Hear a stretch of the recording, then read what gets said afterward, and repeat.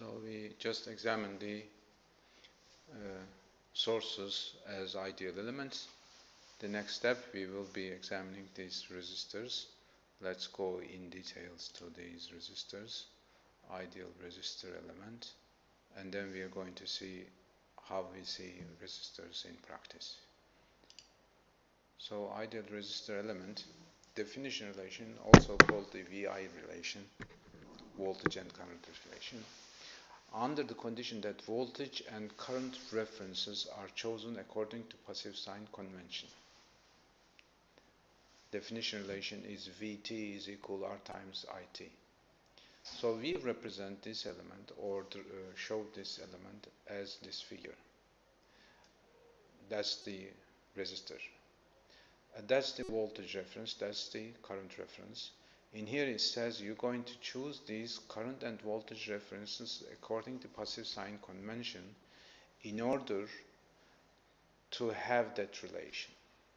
That means whatever you measured as current here is going to be put here, then what you're going to measure as voltage here is going to be what you're going to see here.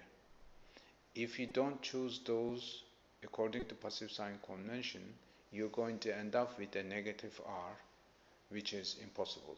Why is that? Because R is called resistance. So this element is called resistor. This element definition relation parameter R is the resistance of the resistor. It is called element parameter. Unit is ohm. Inverse of this unit is the conductance, and it is Siemens.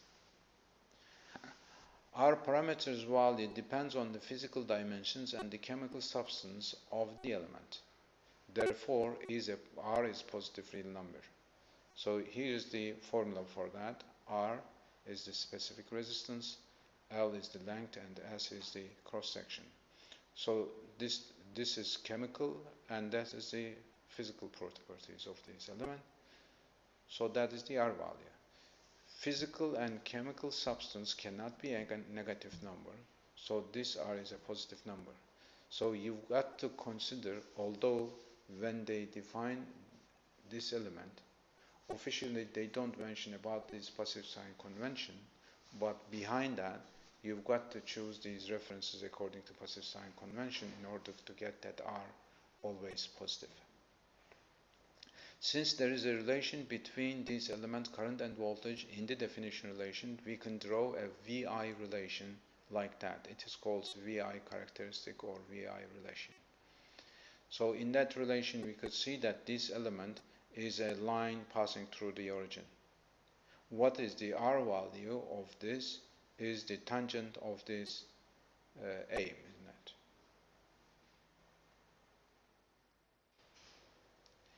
If an element's current and voltage are both seen in its definition relation, then this element has VI characteristic, it says here. So it fits to that resistor element, but this is not true for the sources that we have seen just before. Dependent or independent sources, they don't have that property, but this element has got that property because this element, current and voltage, is seen in the definition relation of this element. So if you come to the next frame now, resistor in practice, how we are going to see this resistor element in practice? So here is a resistor. So these are the terminals of this resistor element. On it, we've got 4 current codes. The first one is red here. There is a list here. You can see that red is 2 and blue is 6. So this is 26.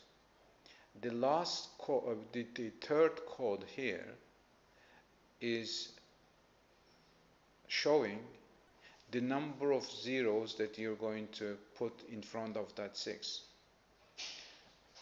If this is 0, which is in this case it is 0, that means you're going to put 0, 0 next to the 6. That means the value of this resistance is 26 ohms. If it were, for example, this color, not black but orange, it was going to be 3 zeros here. That means 26k kilo ohm, the value of this resistance. The fourth color seen here represents the tolerance of these resistors. What does this mean? The value of this resistor is within a range. If you find the 2% of these 26 and add to the 26, you're going to end up with this small value. So when you do subtraction, the smallest value that you could have for this resistor is going to be this. The highest R value that you're going to have for this 2% tolerance resistor is going to be 26.53, meaning all the resistors which have got these properties here, the resistance value is going to be between these two limits. This limit is determined by the tolerance, and when the tolerance is less, means higher the quality, because manufacturers cannot produce all the resistors which have exactly the same resistance value. This is not possible. That's why there is a tolerance.